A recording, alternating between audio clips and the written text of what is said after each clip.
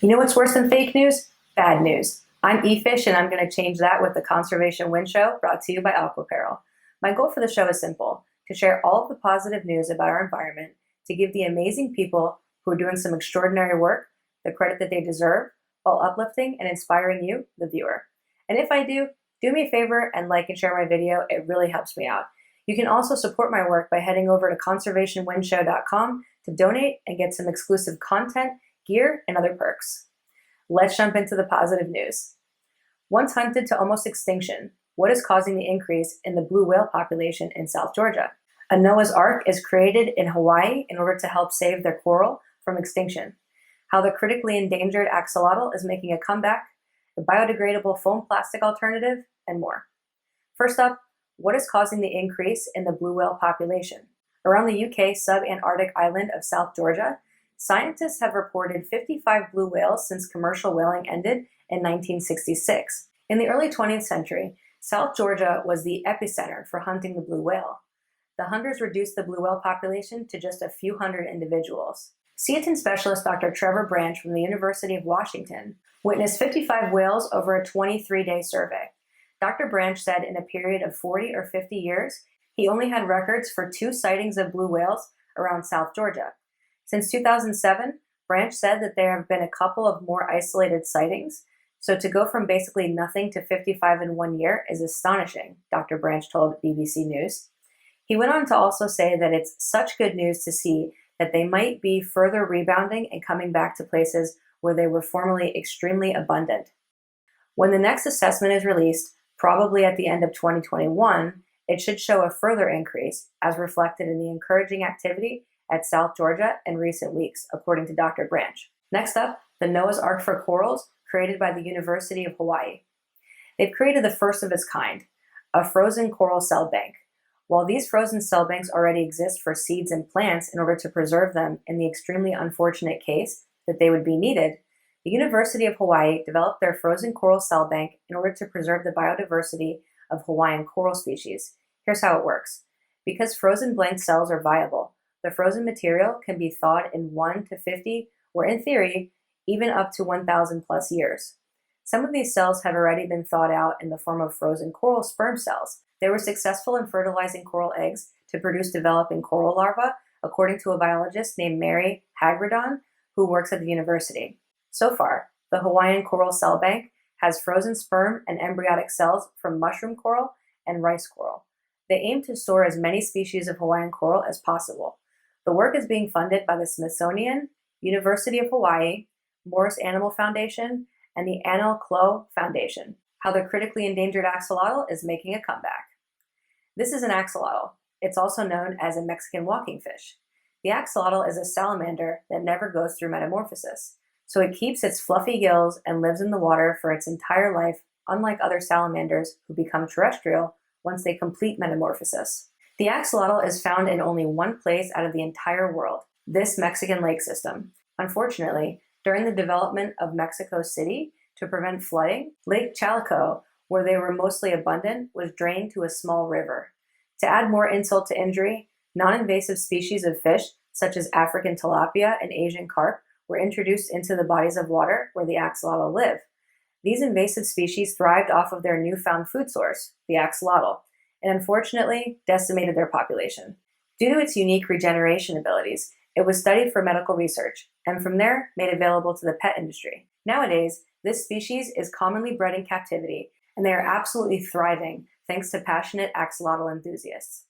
Meanwhile, in Mexico, a biologist named Luis Zambrano, who specializes in axolotl research at the Instituto de Biología at Universidad Nacional Autónoma de Mexico, is working to restore their natural habitat.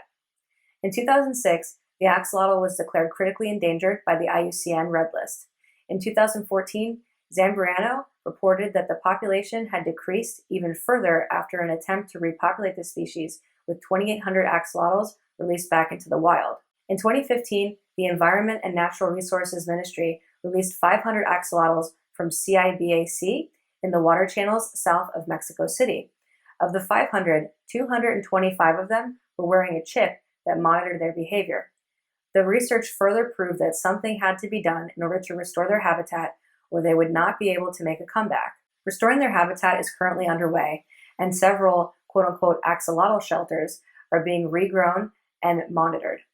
The pet trade breeders have helped keep this species alive and provided the necessary specimens to the researchers, which is enabling them the ability to figure out what this species needs in order to thrive in the wild once again. Next up, a biodegradable foamed plastic solution. Meet Dr. Zuzana Sediva, a biochemist that had a passion for making her own homemade pistachio ice cream that was the key to figuring out a process for producing a biodegradable foamed plastic solution.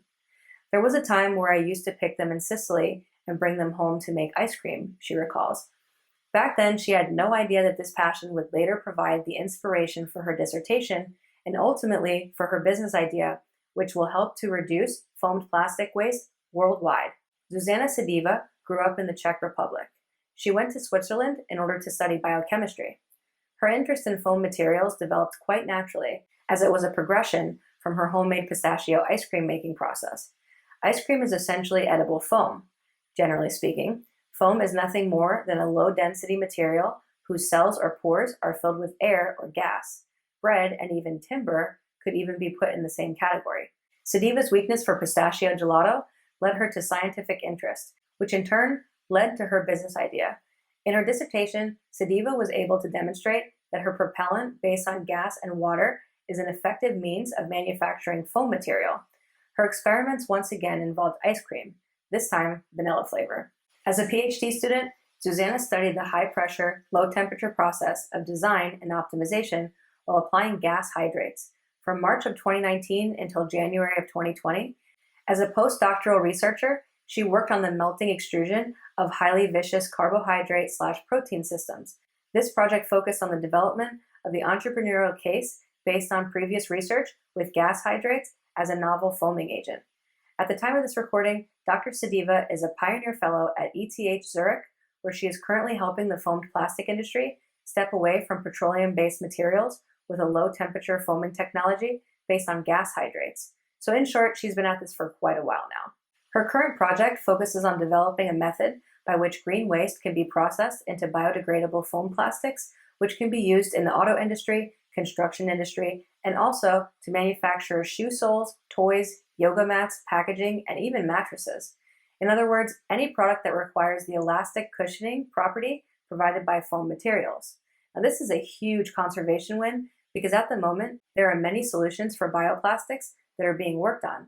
However, very few are sustainable alternatives to foamed plastic, mainly because the chemical manufacturing process requires raw materials with very specific properties. Traditionally, conventional plastic starts to foam when a propellant is added, usually under high temperature and pressure.